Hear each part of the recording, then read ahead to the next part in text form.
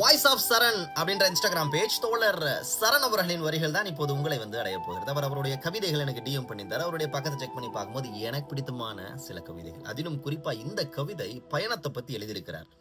தொலைந்து போன என்னை எனக்கு திரும்ப கொடுத்து ஆச்சரியப்படுத்துகிறது இந்த திசை தெரியாத தேடல்கள் அப்படின்னு சூப்பரா எழுதியிருக்கிறார். யோசிச்சு பாருங்க. தொலைந்து போன என்னை எனக்கு திரும்ப கொடுத்து ஆச்சரியப்படுத்துகிறது இந்த திசை தெரியாத தேடல்கள் அப்படின்னு சூப்பர். அடுத்து இன்னும் ஒரு கவிதை. அழிக்கப்பட்ட நினைவுகள் மீண்டும் கிடைப்பதில்லை, ஆனால் அந்த தேடல் தரும் வழி புதிய கவிதைகளை பிரசவித்துக் கொண்டே இருக்கிறது அப்படின்னு எழுதுறார். சூப்பர். அடுத்து இன்னும் ஒரு கவிதை.